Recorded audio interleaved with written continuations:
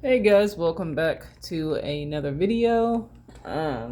So we are going to do another study session. Of course, we are going to work on the Latissimus dorsi page of I don't want to hit the camera, of Anatomy for Artists, Drawing Form and Pose by Tom Fox-Jaws.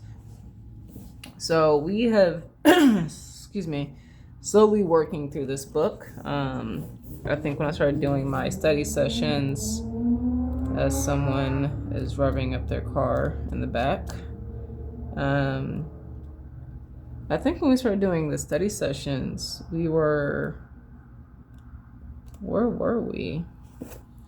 I think it was probably in the skull area. So we've worked through quite a bit of this book. And there's still plenty more, of course. We're currently on page 159 out of how many pages are there? Bruh, I wish they would stop. Out of, I'm gonna say 293 pages. And so yeah, we're slowly working through this. I do want to show you guys, I went to the used bookstore today, and I picked up a few movies because they always have like DVDs for real cheap over there. So I usually pick up some if I can, as I am slowly building up my DVD collection. Maybe I'll talk about that later. But I think I might be talking about it in another pre-recorded study session that I already have. I don't think it's on my other phone. I'm having to use my newer phone because my other phone is just busted and I need to get the screen replaced, most likely. But I don't know if that's going to be able to happen considering it's an older phone. But anyway, one of the books that I picked up, it's the Atlas of Animal Anatomy for Artists. Specifically why I got this book is because not only does it show all the muscles of the major muscles anyway, of a particular animal, like I'll do the lion. It shows the skeleton breakdown, it shows the muscles from the side, the front view, the back view, and the top view. Specifically, the one reason I got this is because of the views that it's giving for the front and the back.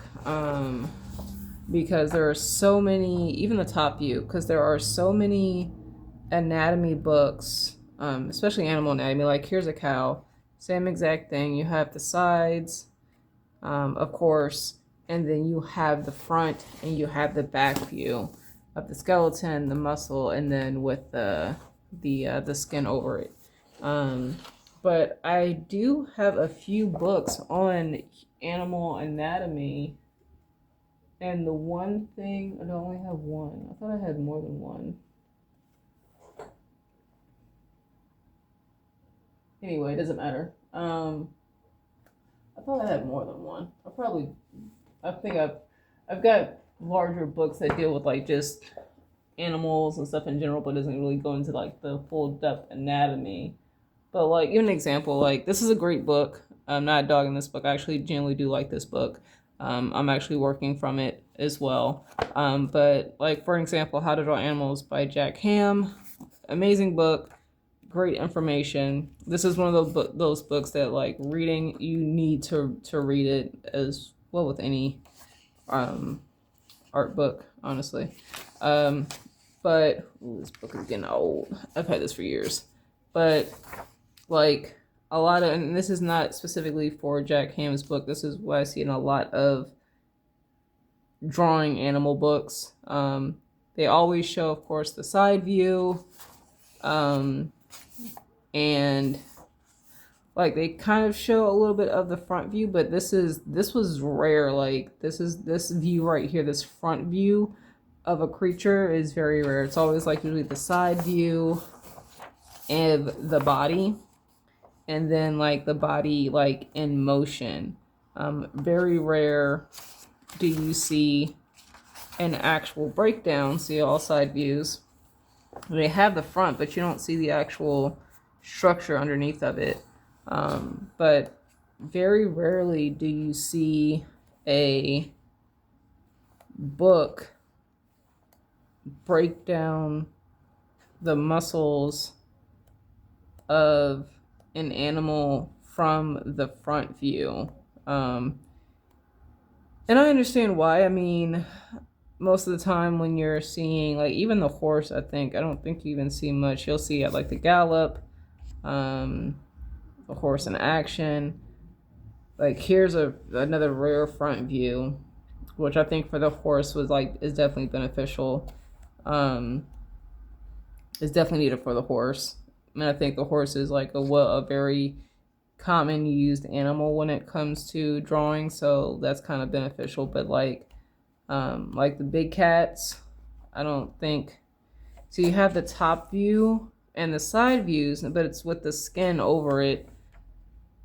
You've got the heads and stuff, and you've got like a breakdown of like drawing it in action and stuff like that, but nothing really going into the structure of the muscles for these particular animals.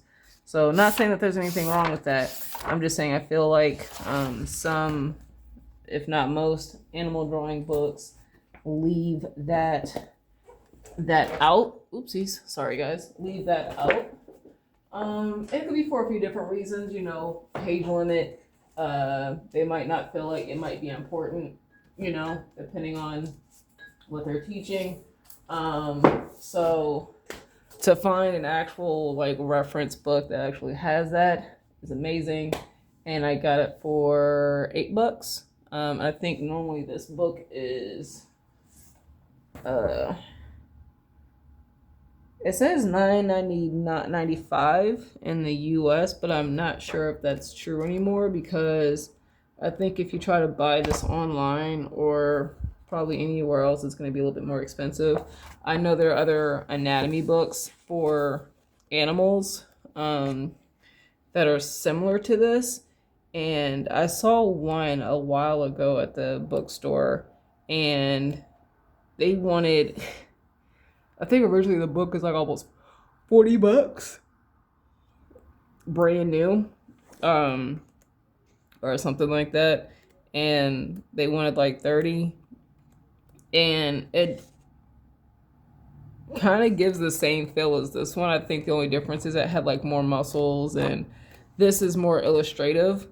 That one had like some information, and like the diagrams like were a little bit different, but honestly I feel like this is going to be beneficial for what I need it for, especially paired with the Jack Hand book.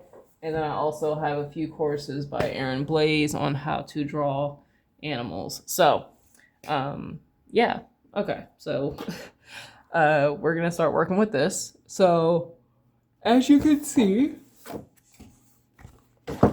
and by the way, I'm halfway through this more than halfway through this sketchbook, so I'm kind of sad. But hopefully I'll be able to, no, because once this one's done, I'm going to knock out some of the older sketchbooks that I have to fill those up. So, but I'll probably end up getting another sketchbook like this when I've used through all my other stuff. So as you can see, I'm going to tilt this up a little bit, actually. There we go. There we go. As you can see, this is covered up. If you're wondering why, it's because boobs are boobs are under here, and I know YouTube is very particular about that, even if it's from an artistic point of view. So to keep it safe and keep it, whatever, I covered it up. Because this book actually does cover like, drawing the female chesticles, realistically, paying attention to weight and stuff like that. So I drew that out, made notes, yada, yada, yada. So latissimus dorsi, also known as, like, for people, if you work out, or if you see people work out, and you're talking, like, if people are talking about, like, oh, like, he's got, like, big wings, or she has big, big wings, they're referring to latissimus dorsi. So you have your traps, which are, think of the traps of your neck, right? The size of your neck. And then the lats, because latissimus dorsi is also known as lats. You can think of those as the lower part that can, how can I word this? The under the armpit, I guess. You're gonna see that from under the armpit if you're looking. If you're looking at someone and say they're flexing, or whatever, from the front you'll see they'll look like they're under the arm. It's not under the armpit, but it'll be under the arm from the back area. So if that makes sense, hopefully I'm describing it well. Latissimus dorsi, aka the lat, is a large back muscle that attaches to the interior of the humerus about a third of the distance from the top. It runs down the back and it goes. Oh, excuse me. Sorry, guys. AB. It attaches to the spine centrally. Two loose ends attached to the arms. These ends are highly flexible and elastic. The latissimus dorsi lies over the bottom section of the scapula. On some people, but not all. Oh, that's interesting to know. Okay, so here's a note. It says latissimus dorsi lies over the bottom section of the scapula. So, like we learned, I'm gonna use my other pencil because I know this one has F lead in it, and the other pencil I have actually has B lead in it, so it's a little bit darker, so you guys can actually see it a little bit better. So, as we previously, so I'm going to draw the scapula, and hopefully, yeah, you guys can see that.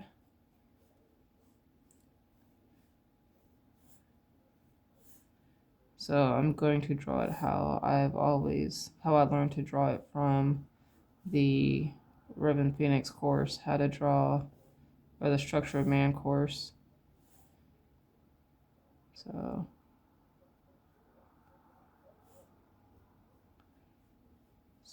actually what I'm gonna do this. I'm gonna curve this up a little bit more, and then I'm going to round this and make it look just a little bit more realistic.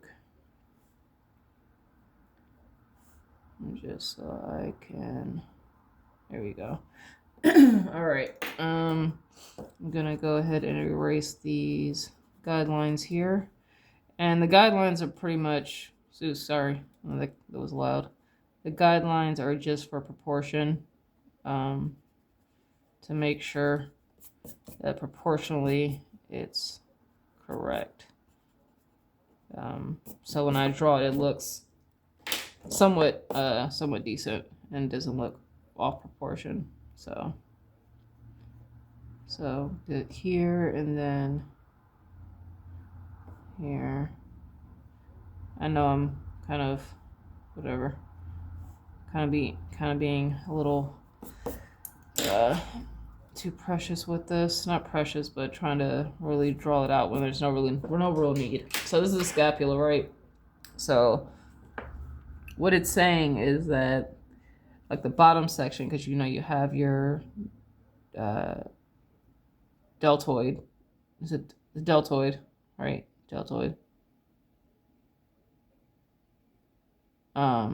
Muscle that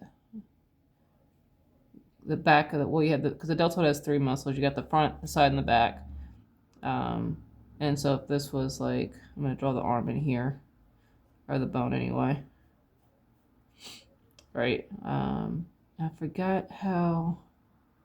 Dang, I forgot how that back muscle goes. I'm gonna pull up my reference because I don't remember.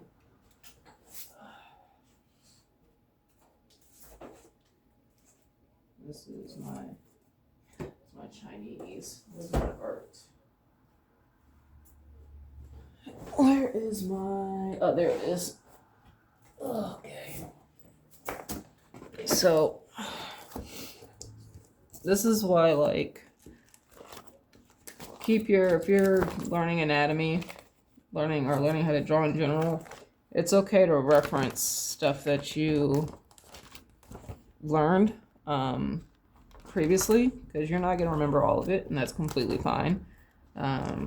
That's why people use reference, because, you know, it's expected that you're going to remember everything, especially if you're not drawing it all the time, because let's be honest, I don't draw the deltoid muscles all the time. I usually draw the indication of the deltoids. All right, so here we go. So the deltoid muscle, first of all, you've got the traps that go from here. Remember, we got the traps that go here, and then they go over the scapula, right? And then you've got the deltoid muscle, which is right here, and it's connecting. So it's going to connect from, I'm looking at this as well. So it's connecting and kind of going around here. And then it would, you know, connect here, then go, it does all this.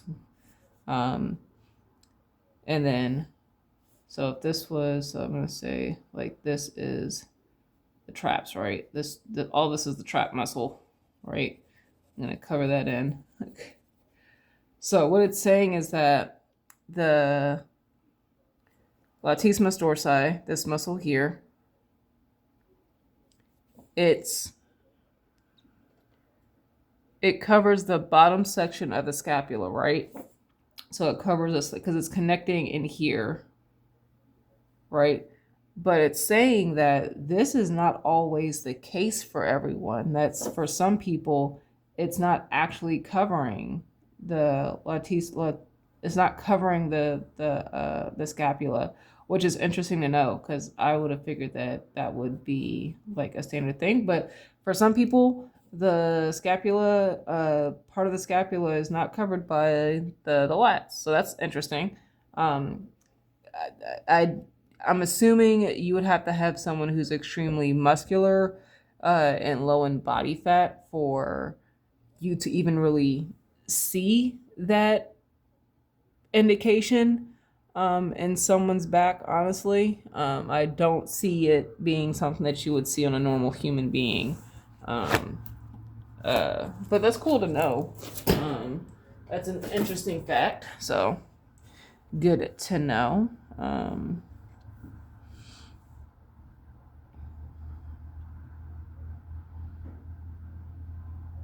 Some people, but not all, it is attached to the scapula too.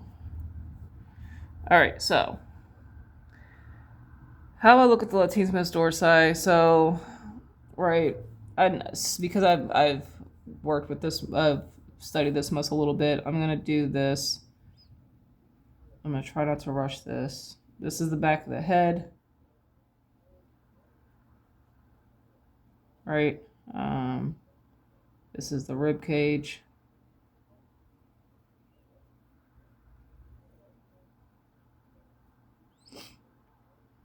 I'm not checking proportions. I'm trying to check proportions without trying to be anal about it. You've got the spine here, and then you've got like the hips, right? And I'm just going to draw an indicator of the hip mass.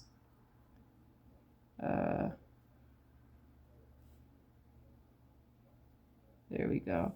And then if we were to draw the arms, like I'm gonna do a draw through, so I can see where the scapula and stuff would go. And then I'm gonna do I mean, technically I could do the scapula here, the indicator here, boom. once you kind of understand something, you can just start breaking it down into shapes that you understand.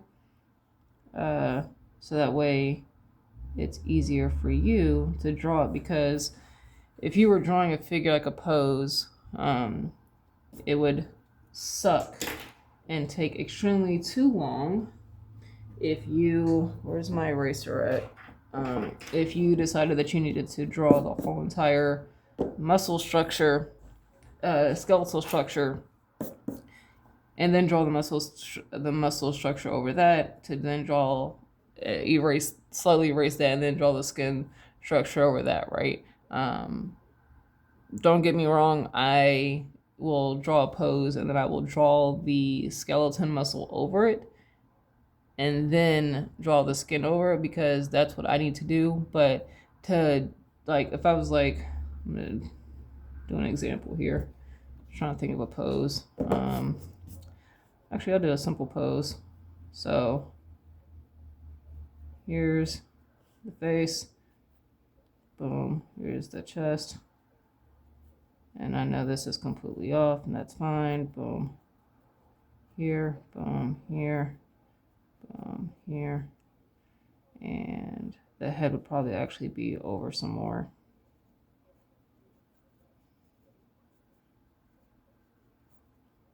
Right. And then say here, boom. Actually, I'll do it this way.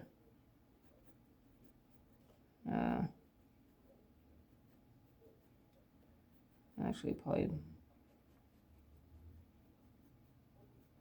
And then, like, this is semi how I would roughen a pose. I'm being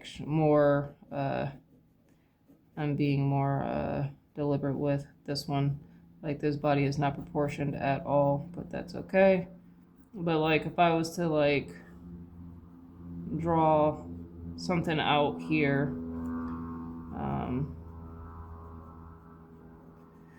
right, I would go in later and then redefine everything. So if I'm looking at the chest muscle, maybe if I need to, I can draw the indicator here. If I need to draw the deltoids, I would draw here, and then I can slowly start building muscles over that. And I know some of this is wrong.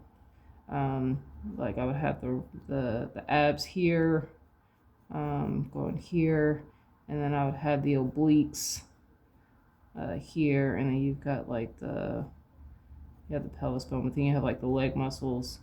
I forgot how the leg muscles go. It's been a while, but it's been a while since I've done the leg muscles. But I know like some of the calves here, calf muscles here, and then here. But right, I could work with this versus say going like, okay, like here's the head. I'm gonna draw the head in, and then say I'll do a simplified skeleton. I got the rib cage here. Got the maybe that needs to come down a little bit more. I've got the clavicle, something like that. And then say I'm out here drawing the front of the scapula, and I've got the humerus. Is it the humerus? What bone is this? What bone is that? Yeah, I think it's the humerus. And then say the scapula over here, and then the humerus on this side, and then I have to draw the spine in here, right? And there's the spine, and then now we've got to get into the actual hip bone of, God, it's been forever since I've drawn the hip bone, Jesus. I'm gonna draw an indicator because it's been a while since I've actually drawn the hip bone. And then I've got to draw the leg of the bones of the leg, and then I have to draw the kneecap, right? Because you can't forget the kneecap. And then the bones of the calf area. Wait, how does that go? Is it on the inside or the outside? Shit. See, it's been a while. I think it's on the outside. and then drawing the indicator of the foot. Um, Even though that foot is way too big. So then I've got this bone here, and then, the little indicator of the foot here, because all the little muscles that go with the ankle, we're not worried about that. But you have this, and then you've got the two arms, the ulna and radius of the arm, and then you've got the muscles of the hand, or the bones of the hand, but you can just draw an indicator because when I don't know that. Okay, so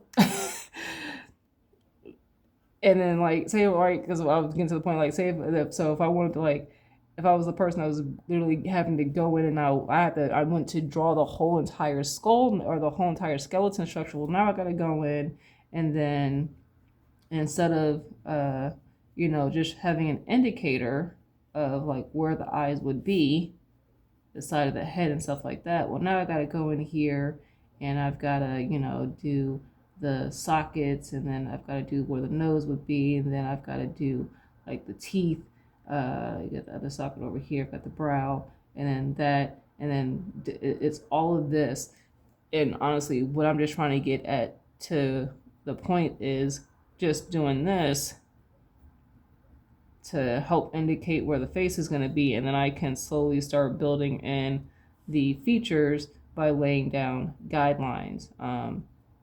Because I know with my knowledge, with my studying, hopefully, that I have an understanding, and if I don't, then I can go ahead and pull a reference. But I have an understanding that, okay, this is where the eyes are going to be, so I can go ahead and put an indicator here that the eyes are going to be here, knowing how they lay in the head, and then here is where the skull is going to be, and then the nose, and then the lips are going to be down here, and then depending on the cheekbone and stuff and how I want to do this. And you got the brow up here, so let's go to indicator on the brow. And then we've got the ear back here, so here's the ear, and then here's the jawline. So don't feel like you have to, all of this to say that when you understand something and you find a simpler way to get it on paper quickly, and then you can always go back later and refine it. So example, like I did here with this guy, quickly roughed it in, quickly drew over it. Then if I want to, I can take my kneaded eraser, which I cannot find at the moment. How did it go? I don't know where my kneaded eraser is, whatever. But say I wanted to go back and refine it, right? I can go ahead and, I can go ahead and erase it. And then I can be like, okay, so now we've got this guy here. So I'm going to say he's got the pecs, and then here, and then here, and then I know this is completely off. And then we've got the deltoid here, the bicep, which is all wrong, traps here. We've got the arm muscle, depending on how I want to do that. And then we've got the fist here. And then I've got the latissimus dorsi, which would be this part here. Side, I want to give him some love handles, like to make him look more realistic. Now I've got the another rib cage is here. Actually, it'll probably be up more. What I'm looking at probably be like here somewhere, but I know the rib cage is gonna stick out, so this might cave in just a little bit because there's no solid here. But then you got the jutting out of the hips, and so we've got that, and then his belly button is probably gonna be here, and then I can maybe do an indicator of the ribs, or not the ribs, the abs, and do like here, here, here, depending on how I'm gonna do that.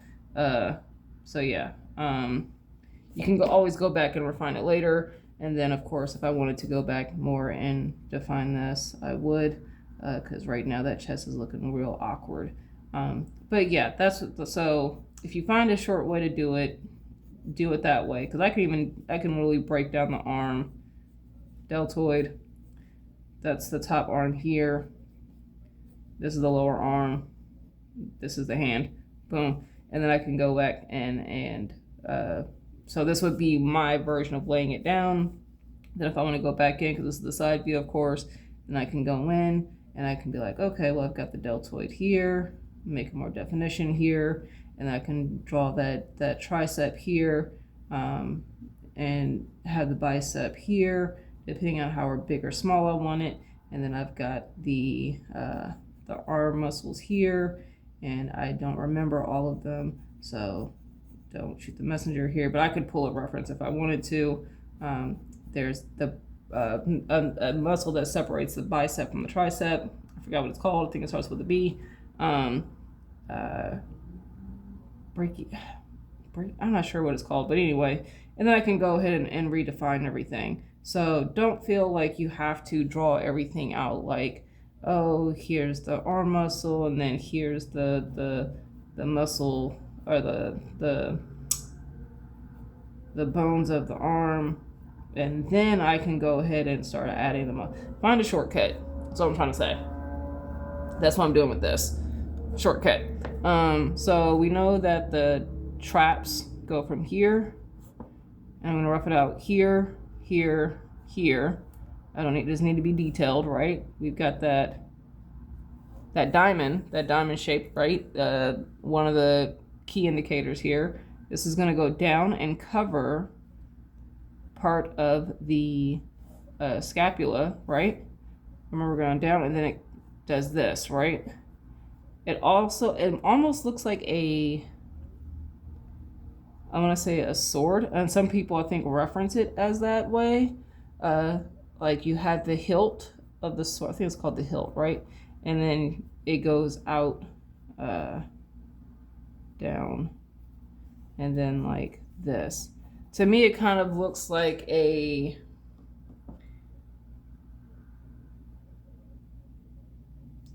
four-pointed star with the head cut off, I guess. Like, because you have, like, I would say like this, and then you've got the head chopped off, right? That's what it looks like to me.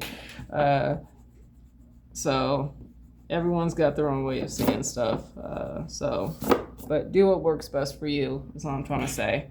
So this is the trapezius, and then I'm gonna lightly put in the deltoid, not lightly, but I'm gonna put the deltoids in. So what it's saying is that the latissimus dorsi, lats, it's connecting under here. So usually I think of it, especially if I'm drawing it from a pose like this where it's a static back pose, I draw it as one sweeping line because it just makes it easier. And then it goes here, connects, it's touching the rib cage. And then what it's doing is that it's coming down here and it's connecting to, I'm not sure if it's the pelvic area. I'm pretty sure it's the pelvic. I'm not sure if it's specifically the pelvic bone. There's this like the sacrum, or if it's aka the sacrum, your tailbone, or if it's like above that. But either way, this is like the indicator. This is like the general shape of it. I'm not too worried about where it connects because most of the time you would have the butt muscles here. I'm just doing it this way so that makes it easier. And then you would have the love handles. I forgot what the muscle is actually called, but that's not the obliques. Yeah, the obliques. Jesus Christ, the obliques, aka the love handles here. So yeah. But this is what we're looking at. This right here. So actually, let me do this. I'm going to erase the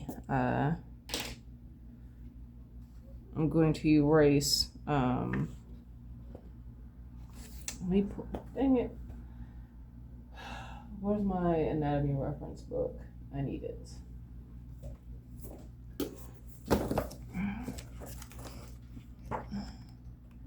I want to pull up something real quick. I want to see something. That's what I thought. Okay, that's what I thought. Okay, that's what I thought. Here we go. So, sorry, we're going to keep this in. So I was like, I know that didn't freaking look right.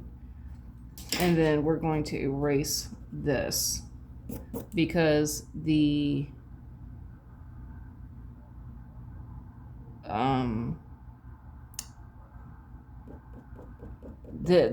traps, Jesus Christ, the trapezius muscle covers the latissimus dorsi. But I draw that line to help indicate that it's like just a smooth transition because it just makes it easier. But if you wanted to, I mean, you could do your own thing, however you want to do that, right? And so here's an example, like, so even though it connects all the way down, because this is technically still part of the latissimus dorsi, this is all like tendons, I think, like tendons that are helping connect it. So like this part here, and then this part here looks like that's where the muscle ends, where you have a curvature from the end of the traps. So where the traps would end, that's where you want to start curving underneath to where the lats would end. Like that's the muscle part, where the muscle part would end. And then I'm pretty sure all of this is I wouldn't say all this might be tendons or something like that. Not quite sure. I haven't really done my research into it or looked into it. I'm trying to see if it looks. See, it's saying there's a muscle, but I'm assuming it's under the tendons or this gray area.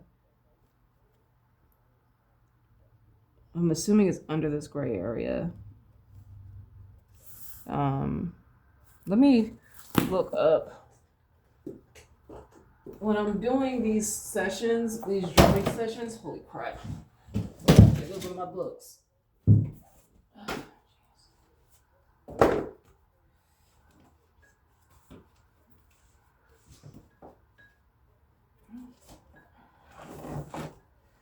Sorry guys, give me a second over here fixing my stuff here. Sketchbooks are falling all over the place as well as my other books. Alright.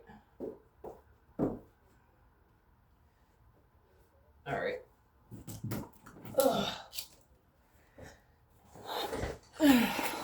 Pulling up my reference here.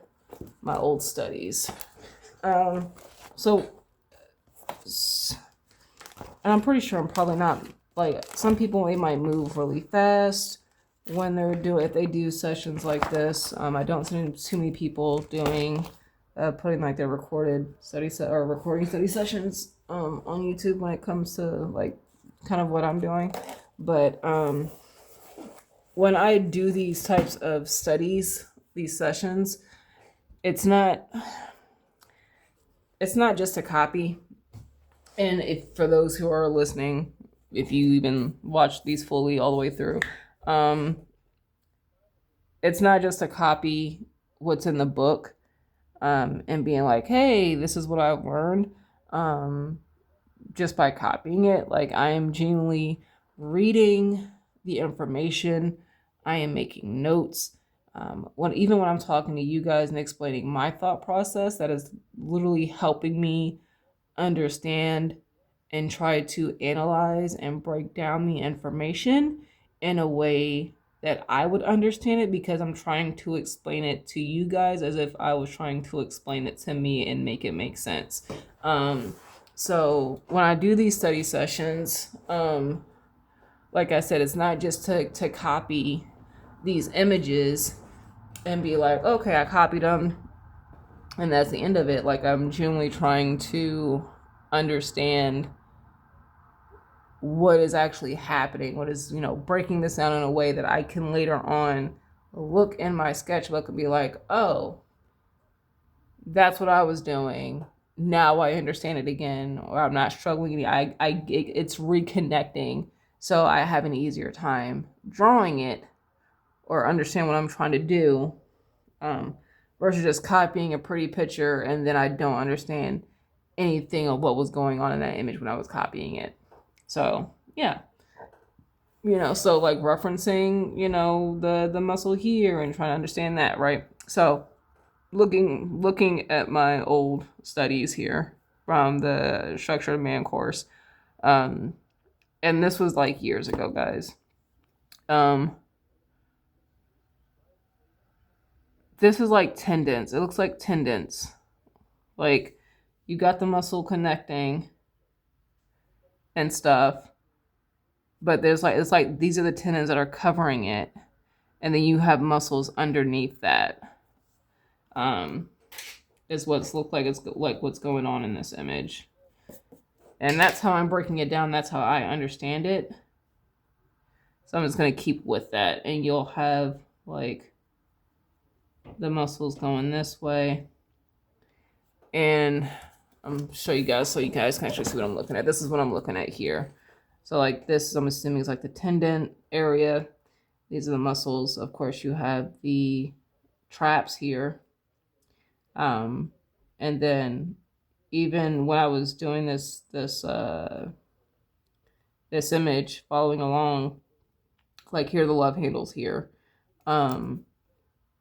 Like if you guys can see it, like right here, like these areas right here where it's darker, that indicates that the scapula, for me, this is where the scapula is. Like this is where that edge of the scapula is, and this muscle is kind of coming down because, or it's like rising depending on which way you're going. It's kind of like going up and over the scapula. And there needs to be an indicator when, like if light was hitting, there would be an indicator of that. So that's how I'm looking at it. That's how I'm breaking this stuff down. So when I'm looking at this, I'm doing the exact same thing. Once again, I was trying to figure out, okay, this is where that muscle ends. And then you've got like, I'm going to call it might not be the tendons. Honestly, I'm not quite sure. But for me, that's what I'm going to call it, because that right now is what makes sense. And then you have the muscle that is wrapping around and following that curve of the rib cage. And it's connecting underneath the deltoid, right? And that's my understanding of this particular muscle. So like right now, like, and even with studying this book, I know it's breaking everything down in a way that is with boxes and cylinders, and that works for some people. I do struggle with learning that way, only because when I started learning anatomy, it was the oval for the chest, right? And now if I needed to really draw this in perspective to make sure that I was doing it right, then I can draw that in what the heck is this? A box. And then I can start doing it this way so I have a better understanding of making sure that I'm doing this correctly for myself, because that oval can quickly, even though it's an oval, where's my eraser? Because an oval, until you put some guidelines on it, you might not know the direction it's facing, right? So the box would help with you indicating which way you're going with it. So same oval, right? This one is facing this way, right? If I want to, I'm gonna have this one face this way. And then that's my center line here, and then boom, and then boom here. So, and then say if this was the opening here, this would probably come out that way, boom. So, like, I understand why people use the box, because you can quickly indicate already which way the head is looking. Because you know it's looking up, right?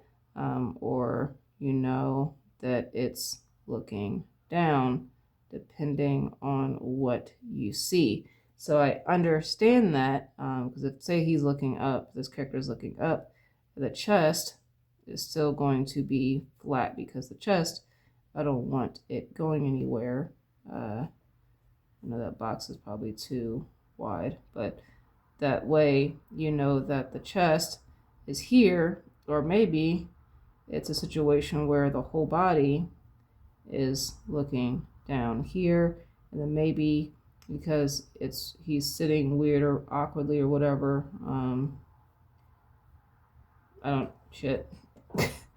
maybe you would see this would be, say, maybe this would be the top of the hip area, so this would probably curve down, maybe, I'm guessing here. But say this guy, his hip is still level, so you might not see a real indicator of the top of the hips, and then you've got like the legs. So I understand why people use boxes. I just struggle with that thought process a little bit. It is easier for me. Find what works for you. It is easier for me to draw circles and ovals and cylinders, because cylinders also will help indicate perspective and which way something is turning.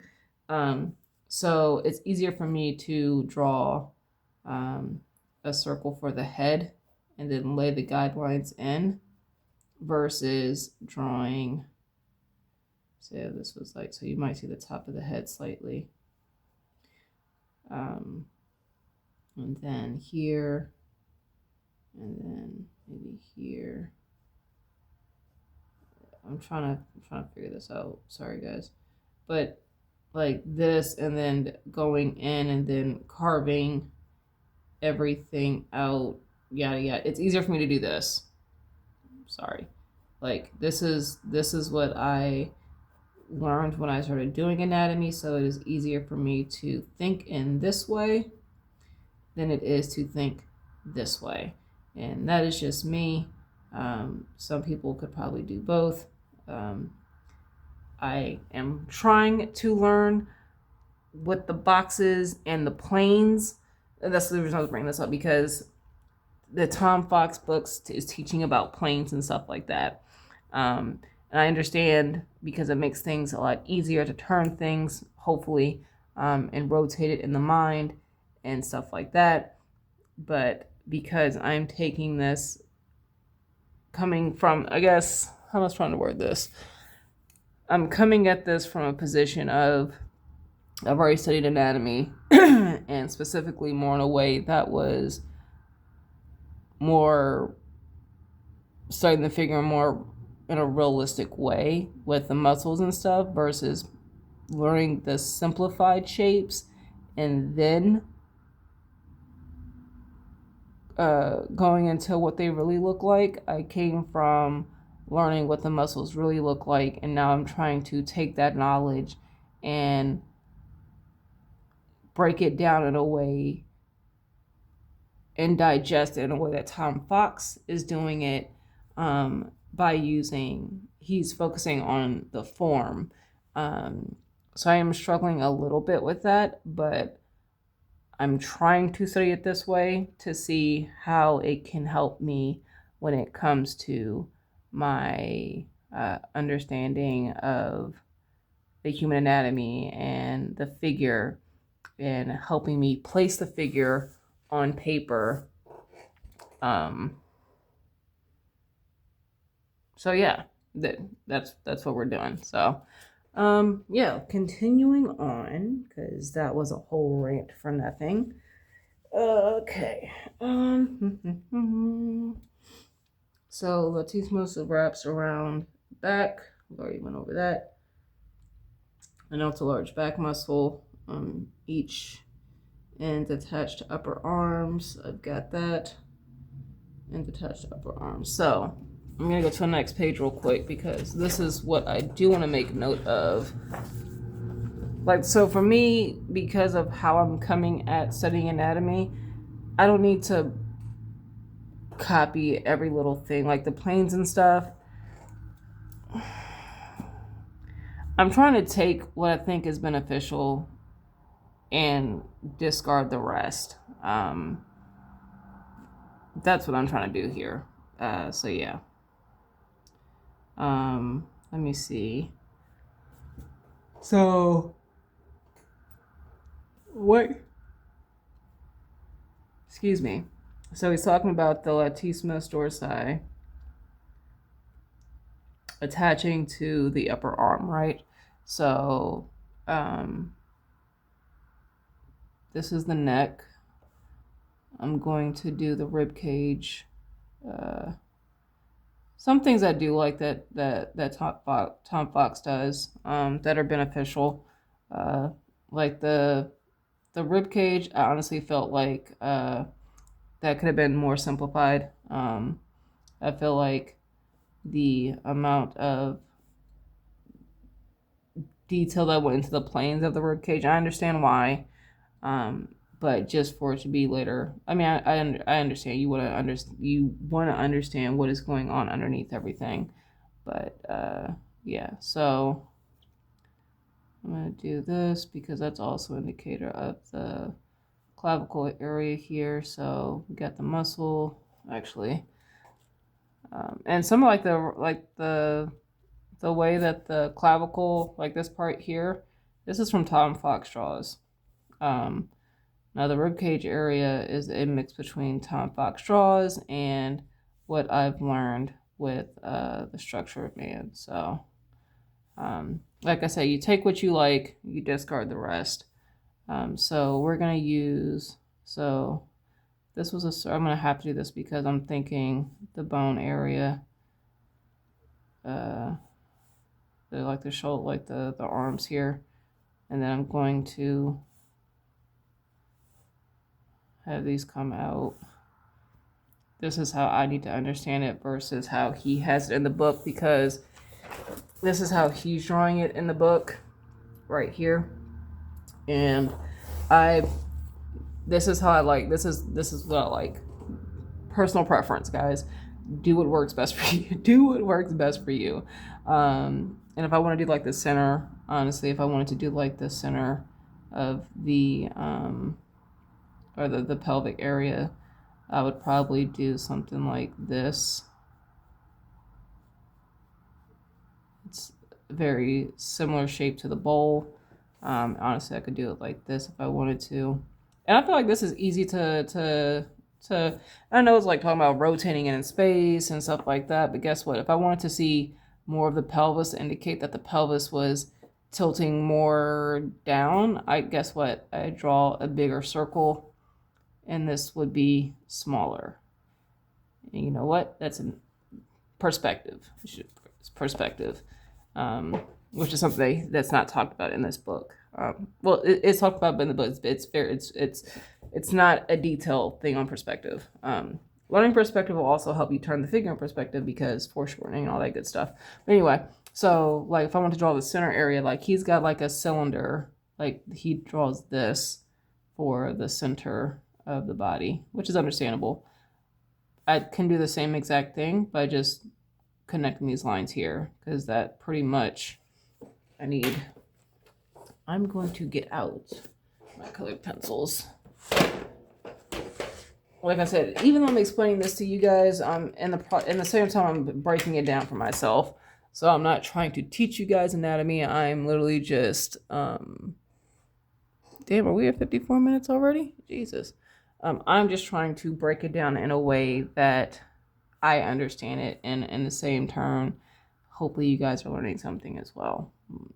But so this oval shape that he has going on, it's pretty much the centerpiece here of the muscle. So top of the rib cage, or where the sternum would be, and then the hip area. Versus, this is how I would draw it versus doing a box like how he has it.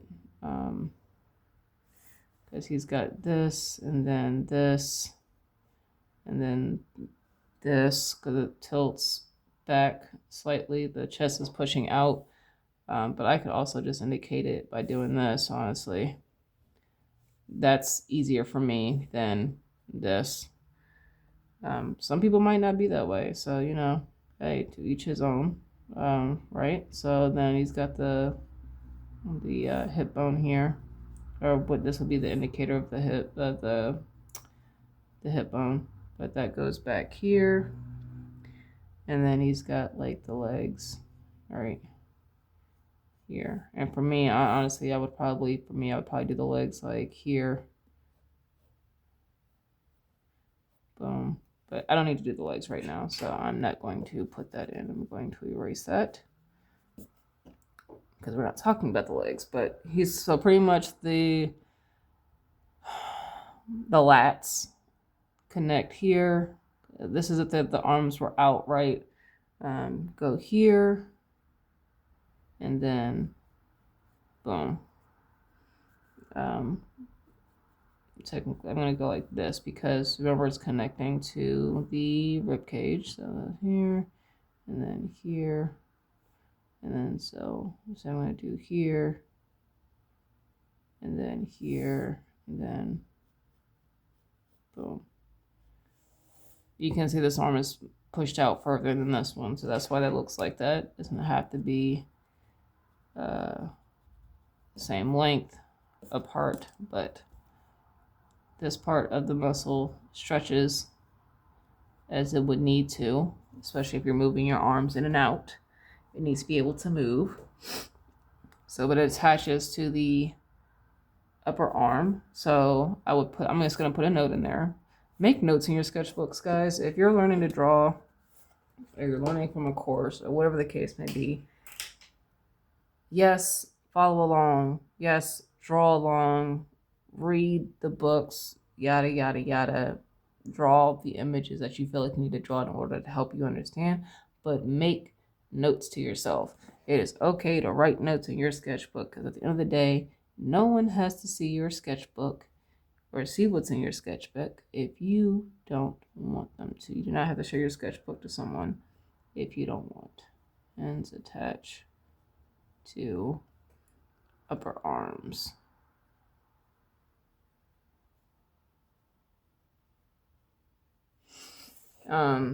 I went to I'll do a quick story real quick. I went to an artist event a few weeks ago, and it was fun as a fundraiser for a cat. It's not a sanctuary, but I forgot what they would call it. But they deal with like trying to help cats find their forever homes. It was in a tattoo event, and they had like some other art. They had like some local artists there, and I had bought this one guy. He had stickers, and I had bought one of his stickers, and I was gonna put it on my sketchbook. And it was funny. This has nothing to do with what we're learning right now, but he was like, "Oh my gosh, like your sketchbook is bare." He was talking about the outside of my sketchbook. This is actually the sketchbook. He was talking about how the outside of the sketchbook had nothing on it, right? And I was like, I don't like putting stuff really on the outside of my sketchbooks. I was like, I kind of just don't. Like, there's very few sketchbooks that I have where I have stickers or something on the outside of them. And one of the reasons is because I am extremely rough with my sketchbooks, and I don't want to, for the most part, if I get a sticker and I really genuinely like it, it's because most of the time the stickers that are on my sketchbook, like I like them, but I mean, if they get messed up, I'm not tripping. But if I'm doing like a sketchbook, like I don't want to mess it up, so I put them on the inside. So that way I don't have to worry about them getting messed up. I'm covering my name and my phone number. But that way, they, you know, they're not going to get messed up. So these are actually 3 of the stickers that I got from the event. My buddy got me this one because she was getting a deal for the stickers. So she was like, "You want one?" I was like, "Heck yeah!" So I picked out this one because it's rainbow colored. So it's the LGBT plus flag, or LGBT plus. Well, it technically is a flag, but it's just in a moth design. This is the sticker that I got from the guy. And then this was one of the stickers that my buddy, who when she got this one, the chick had given her a few extra free ones. And what the heck? Ow, scratching myself. And so my buddy Jen, she let me pick out one of the other stickers. So I picked out this little kitten right here. So yeah, my sketchbooks, the stickers that I care about, for the most part, they stay inside my sketchbook. And I don't have to show my sketchbook to anyone. You guys have seen my sketchbooks. Like, I mean, I use them to actually practice. There's no pretty pictures in here. Even though some people might look and be like, oh my gosh, like that's really good. This is basic stuff. Like this is me practicing lighting, like local light and then like sunlight. This is me practicing like local light on complex objects and pinpointing like where the shadows would be. This is more practice with light, more practice with the pencil. Like this is a drawing that I am working on. I'm gonna actually put this on the back of a jacket. But even though this wasn't finished, even if I wanted to take it to completion, that's fine. I can do that in my sketchbook. Like it's my sketchbook. I don't care.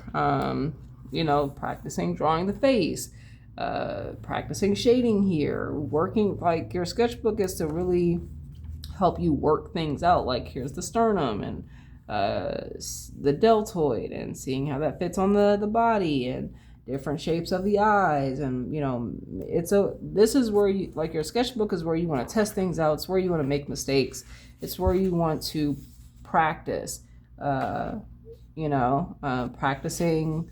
Here I was practicing the eye socket and the actual eyeball and how that fits in. Like technically, honestly, with this socket being this size, the eyeball should have been way bigger. But if I wanted to, I should have actually just brought this all in, technically. So yeah, like it's a place for you to experiment. Once again, practicing shading, practicing lighting. A lot of this is practicing lighting, practicing like this is part of the neck muscle here, like understanding that muscle or understanding that area of the neck, because I struggle with the neck a lot, and connecting it to the rest of the body. Practicing lighting here. I think that was all cross hatching. I don't think I even had a blending step, so I really was trying to work with pencil control here. Trying to remember the muscles of the arm and how that works. This was a drawing that I never came back to and worked on, even though every time I see it, I'm like, oh, I'm gonna continue to finish that. Probably won't, and that's okay. Working on rendering again. Like this is stuff that I think I've shown you guys before, but a good chunk of this sketchbook, like this is me practicing shading, lighting again. That's actually a coworker. I actually drew him without him knowing. He was chilling and looking at his phone, and I was like, that'd be the perfect time to draw him. But this is me practicing from drawing from life. Rendering again, lighting again. Like that's practicing. I think you guys actually saw this. This is in a video I did with the dragon. Working on trying to understand the form and how lighting would hit that area.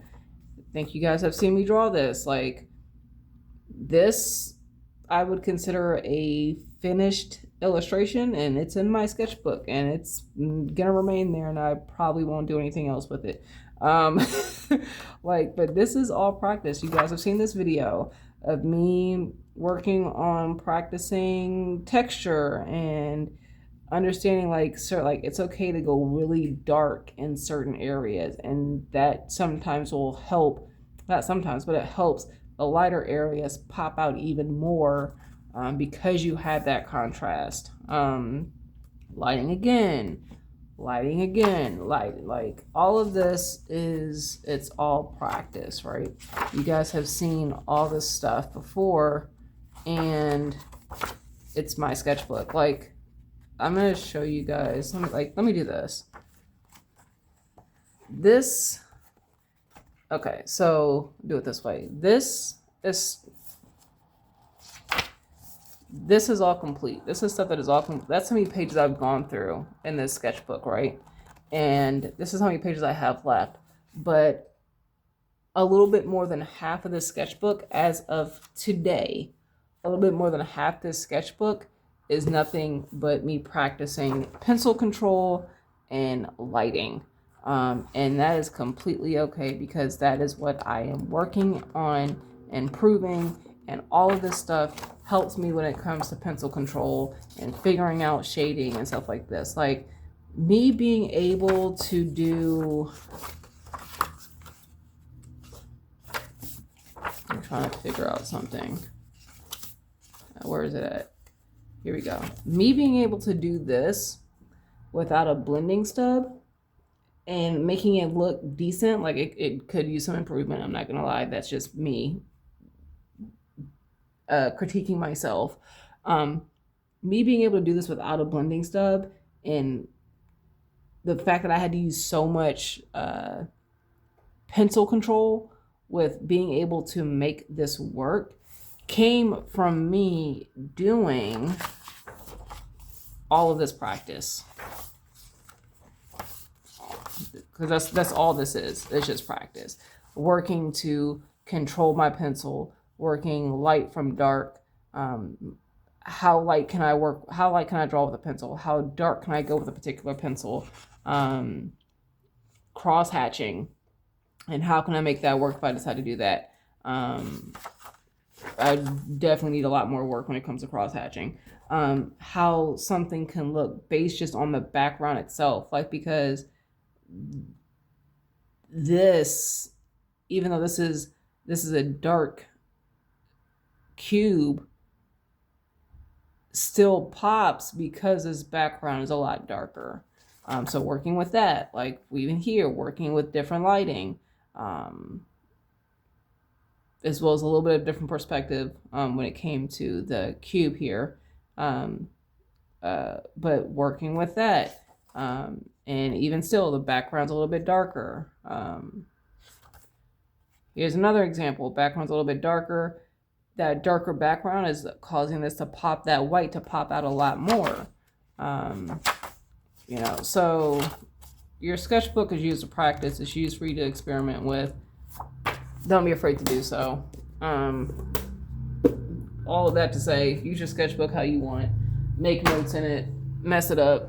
It's okay to have ugly drawings in there. You don't have to show anybody. I know there are tons of videos of people going through their sketchbooks, and their sketchbooks have all these perfect drawings and all these characters, and everything looks amazing and blah, blah, blah, blah, blah. None of my sketchbooks look like that. There are probably professionals who have sketchbooks that don't look like that, and that is okay. Some people have multiple sketchbooks where they'll have a sketchbook where they'll put more finished pieces, specifically as like a, I'm gonna say like a showbird, a show dog sketchbook, or a show pony sketchbook. And then you have the hard work, construction worker, labor sketchbook, if that analogy makes sense to you guys. So actually, I'm gonna put that down as an idea. Hold on, I'm gonna make an idea for a sticker.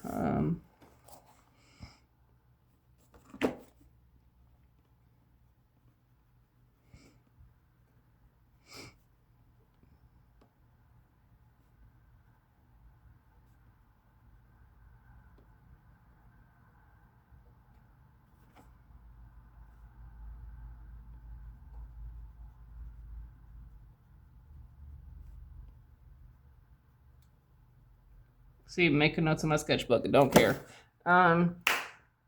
So yeah, yeah. So I make notes. That all this to say, make notes in your sketchbook, so that way you remember what you're doing.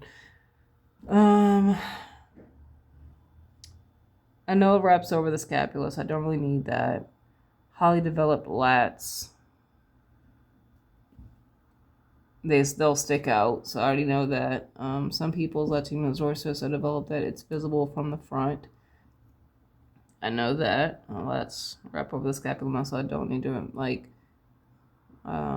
it wraps around the spine, up the armpit region, as it sits on top of the teres major and teres minor muscles, which is part of the scapula. Its form is even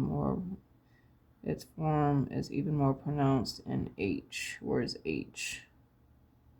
Oh, here we go. In H, we can see how to draw the lats. Lay the scapular muscles on top of the scapula, then the deltoids on top of those, which is what I did. Finally, the tail of the trapezius sits on top of the lats. Okay, yeah. I'm not sure if there's anything else I really need from this particular area, because I know how the lats work. I mean, honestly, at this point, it's just practicing the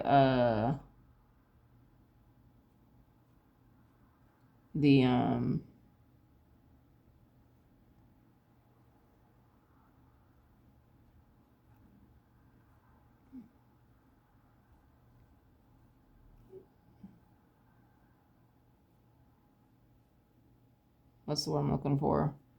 Practicing the drawing it from different angles, right? And here, this is and like right now, I drew this figure. I don't even know if you guys can see that. I'm gonna come down a little bit so you guys can actually see. Let's see if I can do this. There we go. Hopefully you guys can. But I was able to draw this figure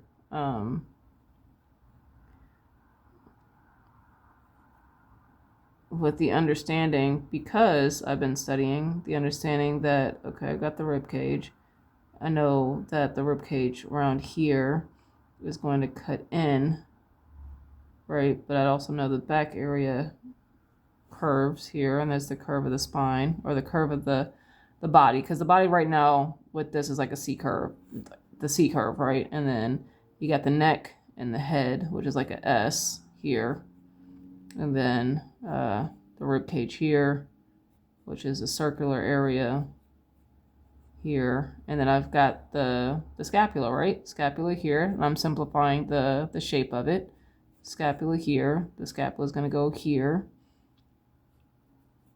all right? And that's from understanding. And then we've got the arm here. I know I've got the hip area here. But remember, this is like a separate plane, right? Because you've got the spine here, you've got the back area, and then it's curving to the front because you've got this side. So that side plane here, that's why there's this, and then there's that. That's why I've got here, right? So this is me practicing, because this is what I'm looking at right here, this figure here.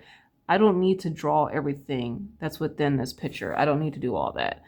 That's not the point of why I'm drawing it. Why I'm drawing this particular pose is to understand how the lats would look from a curved back view if someone's bending over. So we know that the traps we have here, so it's going to go here. It doesn't have to be perfect, right? Here, and then I'm trying to figure it out without looking at this too much, and I know it's going to go here, and then I know there's the diamond shape, right? Actually, it probably would curve here. It doesn't need to be perfect. That's how I'm just trying to figure it out, and then I know it's going to cover the scapula, and then so here, and then it's going to go here, right? And then same here, we're going to go this probably would go here, so follow the curve, and then here. if I really wanted to make sure this is how this looks, I'm sure you guys can look up. Either you can look at this and break that down, or if you have some type of 3D program that you can use to help with that, you can look at that. But what I'm going to do is I'm going to take this figure here. This is the Revan Phoenix 3D model thing that he has, but I'm going to do this. I'm going to bend this figure forward here. I think that I can bend the hips too. There we go. I'm going to move the arm. I need this to move out of my way. All right, so the figure is bent over. I'm going to move the lighting so I can see what I'm doing here. There we go. So I've got that right. So if I really want to understand this a little bit more to make sure that I got this right, guess what? I'm just going to go to muscles. Boom. There we go. Got the muscle. And I can see that from this point of view, right? So kind of follow the structure of it. Hey, tiger baby. So yeah, it's pretty much got a good shape of that, right? And then we've got the latissimus dorsi, which is connecting here. So what I'm going to do, because you would have all of this, right? You would have the deltoid here, and then you would have like the biceps, or the triceps, not the biceps, Jesus. So this would go here, and then it's going connect under, and then it's going here. And then that comes down here. Because you would have like the chest muscle probably sticking out like this one is. Chest muscle is probably going to stick out, and then you still got your what are these called? The love handles, your obliques. So you can kind of see it right here. So excuse you, ma'am. That's my dog over there. You okay? You good? You chill? Okay. So yeah, I don't need to do all that. I just want to really get this part here. So, yeah, so there's that here. And then I know that it's going to connect here. So this is kind of coming, because you have the deltoid here. And then so this is kind of bulging right here. I'll probably bulge a little bit more, but that's fine. Yeah, it doesn't have to be detailed. I'm going to simplify it. And then we've got this. So boom.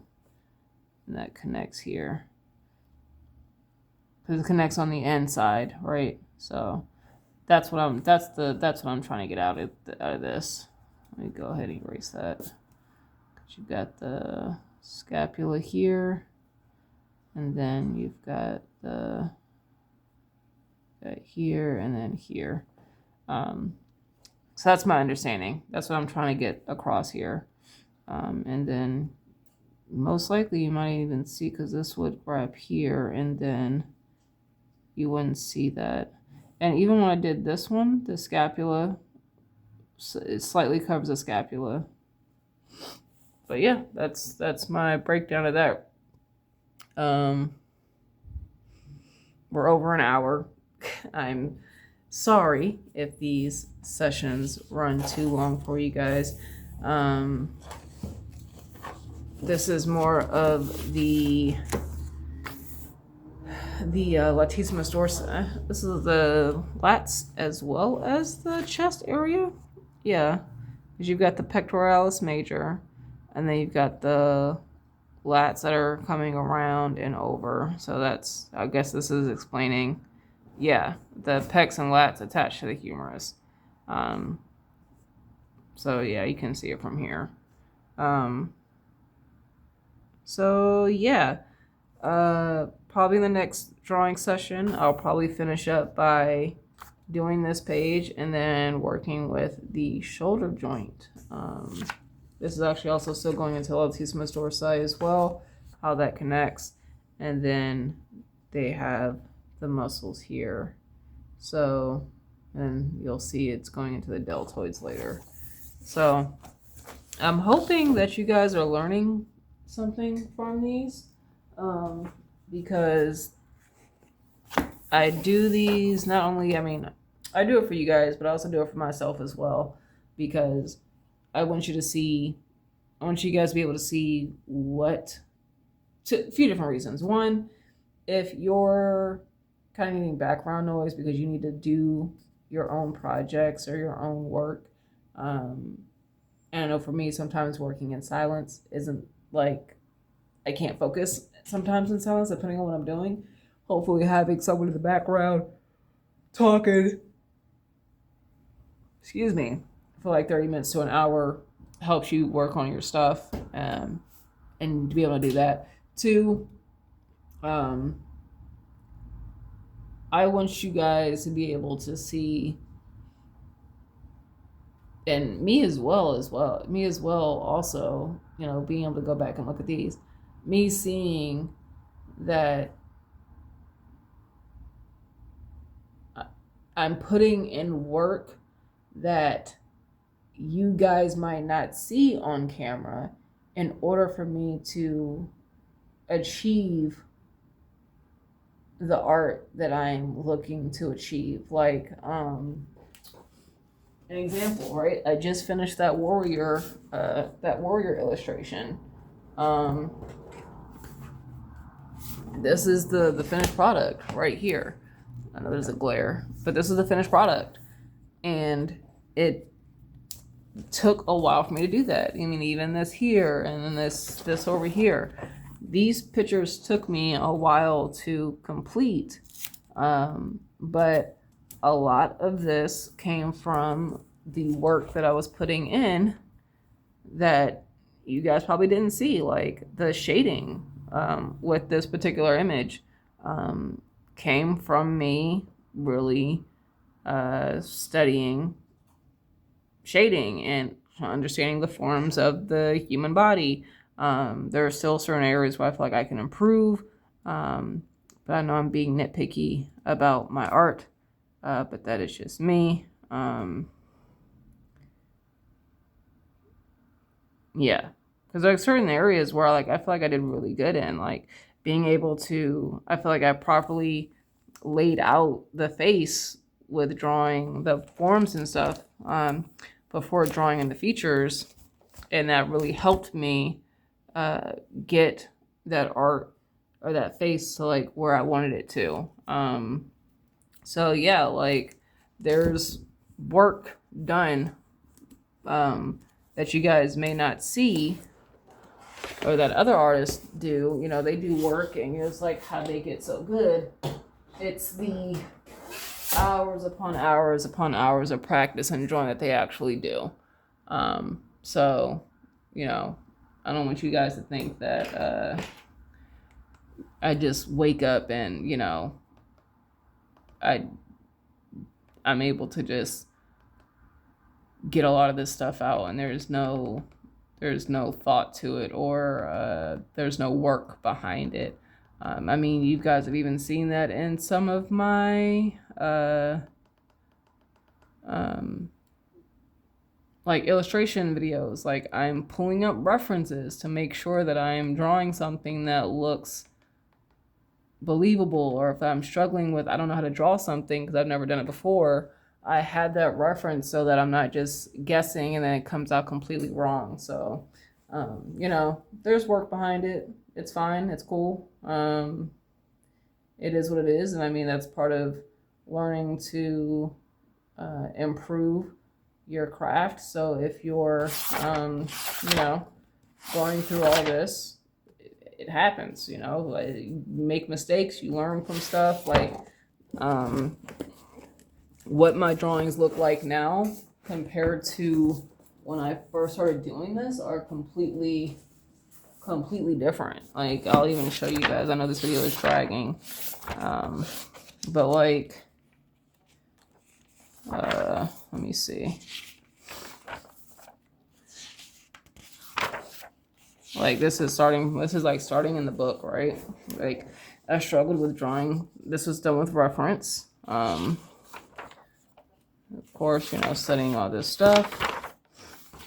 But I would probably feel like this, like, oh, that was a hot mess. That was a struggle. That was a struggle bus right there. But that was me trying to take what I've learned here and apply it to this. And yeah, that face is horrible. But looking back, now I can draw something like this. And even though this could have used some work, because it's in my sketchbook. It wasn't meant to be this flushed out, beautiful picture drawing or whatever, but I wanted to play with some stuff, and here's what I came up with. And I liked how I did the saliva, and I liked how I did the teeth. Those are the two things I can look on this drawing and say that I really like. Like this particular area right here, I absolutely love. Like I would love to like do something with this. Probably don't know if I'm going to. Like I even did this. I was where's it at? Because I did a sketch, and I literally might actually do a full-on illustration with it, because I did it just to play around, and I genuinely ended up liking what I did. I did pull up some references to kind of help me with some stuff, but like some of this stuff was just guessed. Like this particular character, completely from imagination, not completely from imagination. The thought it was, I just wanted to draw a figure, and I was like, ooh, like I want to turn this particular character into like a shaman. And I was like, but I don't want to do like a regular shaman. Like I feel like that's kind of done out. But I was like, ooh, I love dragons, and I was like, let me do a dragon shaman. And this is the character that I came up with. I wanted to like do a lot of embellishments, like the clothing, like her footing, like the staff that she has. It's literally a dragon with a long staff, and then the tail at the bottom of it.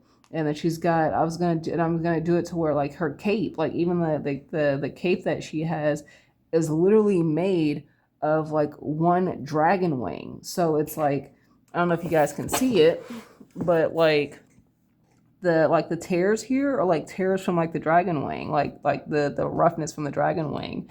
And then like even here where you would have like the notches within the dragon wing, and stuff like that, like all that stuff. Like this is the stuff that I thought about when I did this particular character. I did pull up a few references of like some clothings that shamans wear, and understanding what an actual shaman was, and then trying to incorporate all of it. Like this would be a tear within the dragon wing, and then I wanted to have her carrying a necklace, and I was like, what do I want on that necklace right now? I was like, ooh, it's gonna be like a dragon's tooth hanging from her necklace. So like all of this stuff was thought into. Like these are just random embellishments, like random, like this was supposed to look like teeth, like painted on, like it would symbolize like pretty much like the bite of, or the teeth of a dragon. Like right here would be like the claws of the dragon, to embellish her headband. And then she had a fro,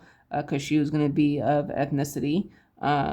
So yeah, like just, this is stuff that I do. Like this, all of this work that I do within these sketchbooks helps me be able to put something like this down with confidence, because I put the pose down first before I did anything else. She looked like this before she looked like this. Because understanding the hips and the fit, like all of, like I literally laid her out similar to this, and then went back and started adding clothes and adding the staff and the hairdressing and the robe. All of this was added on after the fact. And yeah, I could, there were some things that are not completely done in the best way, because I was struggling in certain areas, like here with the connection of the arm, but that's okay. It's a sketch. It's in my sketchbook. It's not a full-on illustration. And even this, like here's an example. All of this setting of the skull, right? How the skull works, breaking down the skull, all of, like, I don't remember some of this stuff. Like I don't, like this, I would not remember if I didn't look back at it. But guess what? All of this helps me be able to lay this out, because these were done from reference, but they were done within 10 minutes. This was 10 minutes and this one 10 minutes. Understanding all of this helps me be able to lay this out a lot faster. Another example, like, because that was with that too. I'm trying to think. I guess I'll really kind of go through this sketchbook real quick. I know I'm running, this is running very long. But like understanding the shape of the head helps me understand how maybe the folds of a piece of clothing would work, or like how a mask would go over the face. Studying the nose and understanding the planes of the nose, or how the nose looks, a basic shape for it. Because I honestly could break this down just doing this, right? This is the nose. This is a basic shape for the nose. So if I want to tilt it up now, guess what? This is me tilting the nose up. Perspective here. But then you have the nose tilted up. So breaking everything down. Oh, there wasn't even anything under there. Like drawing all of this. Drawing this was supposed to be a dragon, but this was done before. Where's the other sketchbook at? This was done way before. Where is it at?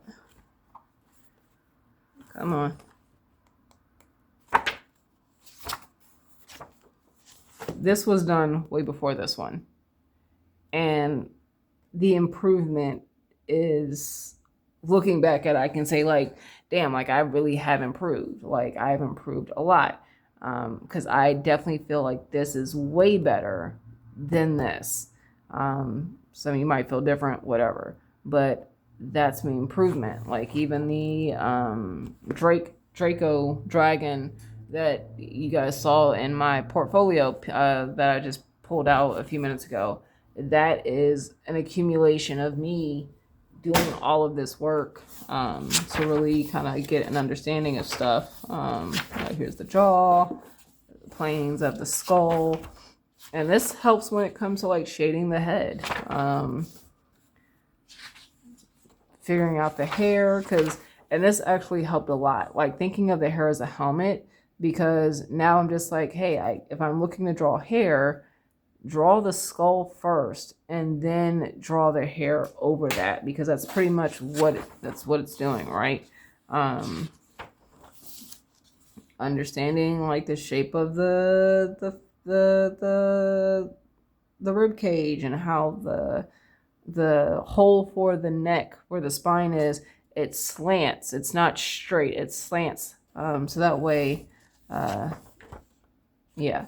But understanding the rib cage here. And the difference between, like, it's okay to have different variations of the rib cage. You can give someone a wider rib cage or a thinner rib cage. So like, and then trying to put some of that information and knowledge into drawing a mannequin.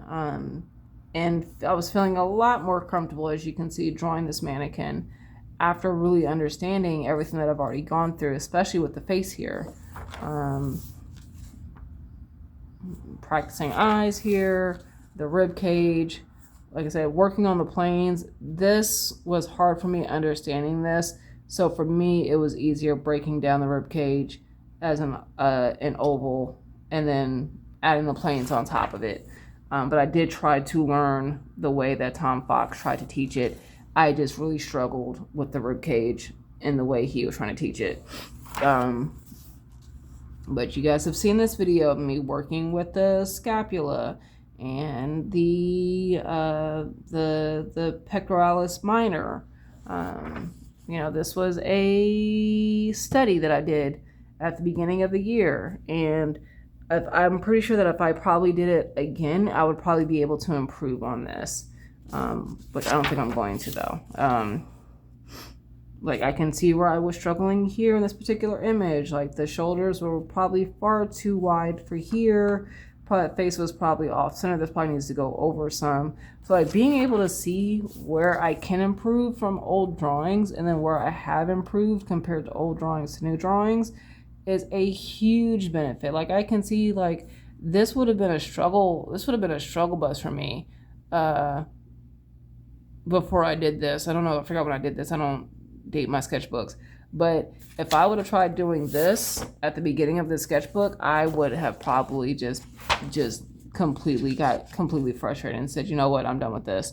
But like being able to feel confident doing this, and I did struggle in certain areas. So I was like, how am I going to put the third eye in and make it work? But I actually think I know how to do that now going forward. I would probably just add another plane, like an eye plane area, like another brow area for that part. So I might have to look into that later. But like feeling comfortable, this is the work that I put in to feel comfortable where I'm at now. This was a study from an actual reference picture. It was actually like an actual regular human being. So like it didn't show the muscle. Like he was a muscular guy. So I just kind of broke down where I thought the muscles would be on the particular figure. But like all of this to say, doing stuff like this is going to help you in the long run to feel more comfortable doing other things. So yeah, use your sketchbook as it was intended to sketch, practice, experiment, play around, and get comfortable not only with what you're learning to draw, but also the medium as well. Because drawing in my sketchbook, drawing in pencil, I've gotten a lot more comfortable. It's a lot more freeing. I don't feel afraid to shade something in, blend it in. If I mess it up, it is what it is. I can always go back and erase it or do it again, or just be like, leave it because it's a sketchbook. I'm not tripping. So that's it. I hope you guys found this entertaining, and I will see you guys on the next video. Peace.